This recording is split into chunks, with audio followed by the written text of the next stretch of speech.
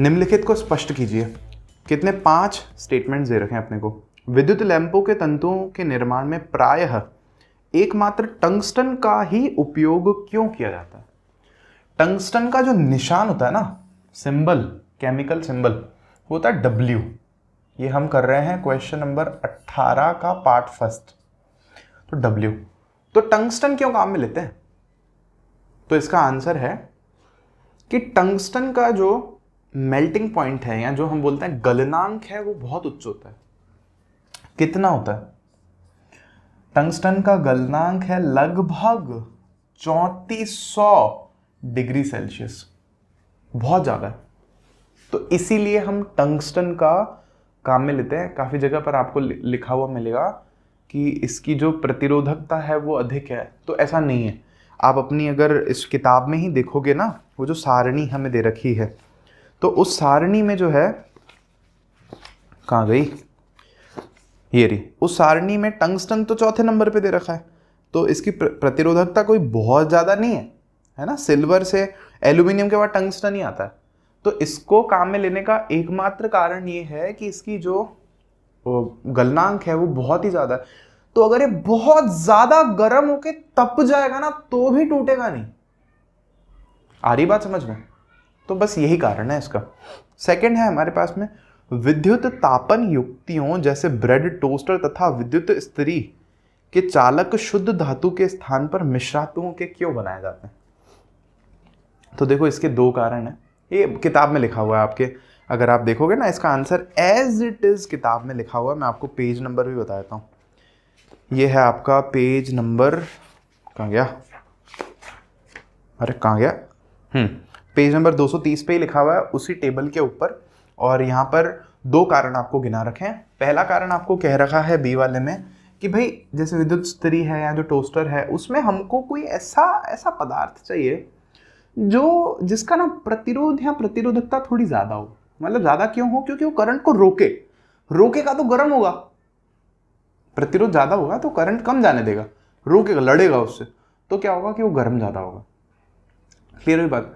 तो पहला कारण हमें दे रखा है कि जो मिश्रातु हैं, जो चीज़ें हम काम में ले रहे हैं, यहाँ ये लिखा है ना कि शुद्ध धातुओं की जगह पर मिश्रातु क्यों काम में लेते हो, एलॉय क्यों काम में लेते हो? तो हमें बोलना है जो मिश्रातु हैं उनकी प्रतिरोधकता जो है या जो प्रतिरोध है वो उनके अवयवी धातुओं से ज़्यादा होता है। मतलब मिश्रातु जिस धातु से आप बना रहे हो ना, तो मिश्रातु का जो प्रतिरोध है, प्रतिरोधकता है, वो उस धातु से जिससे आपने उसको बनाया है उससे ज्यादा है। पहला कारण। दूसरा कारण, इनका सरलता से दहन नहीं होता है। दहन मतलब आग लग जाए, मतलब मान लो आपने गर्म किया, आग लग गई उसमें, तो गड़बड़ हो जाएगी ना, ऑक्सीडेशन। तो इसलिए हम इसको काम में लेते हैं कि थोड़ा ज्यादा गर्म अगर कर भी दोगे ना तो जलेगा नहीं तो क्या होता है, बाकी तार जो है जल जाएंगे, आग पकड़ लेते हैं, शॉर्ट सर्किट वगैरह हो जाए। कर बहुत ज़्यादा गर्म हो जाए, मान लो इंसुलेशन जल जाए बाहर से, शॉर्ट सर्किट हो जाए, आग लग जाए, सब खत्म, बूम।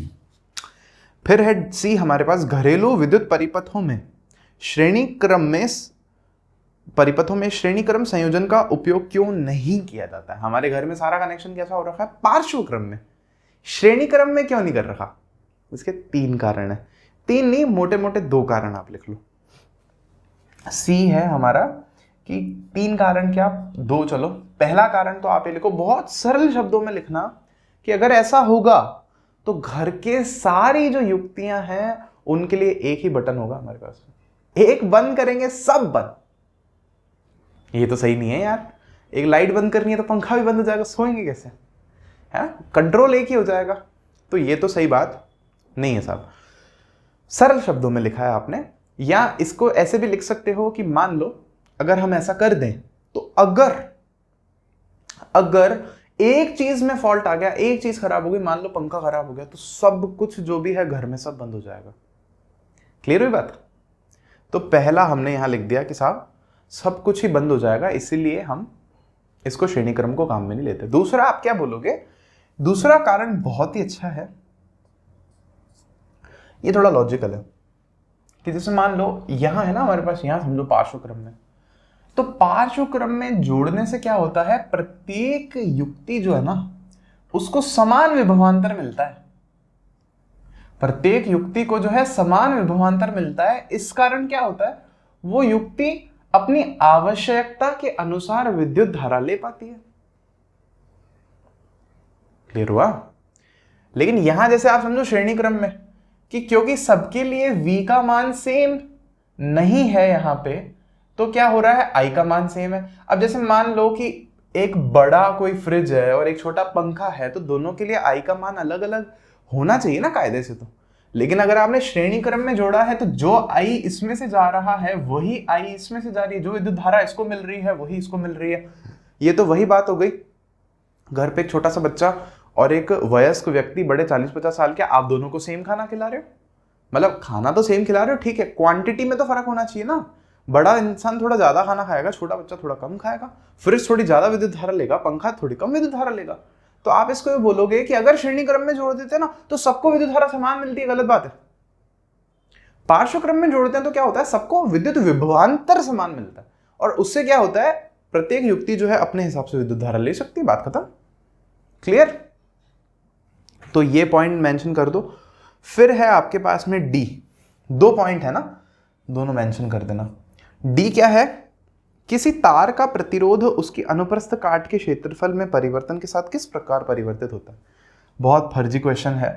प्रतिरोध की निर्भरता पूछ रहा है किस पे, तार के अनुप्रस्थ काट के क्षेत्रफल पे, तो ये तो होती है आर, व्युत्क्रमानुपाती होता है ए के। तो आप लिख देना किसी तार का जो प्रतिरोध है उसके अनुप्रस्थ काट के क्षेत्रफल के व्युत्क्रमानुपाती होता है, बस आंसर हो गया, यही पूछा है इसमें।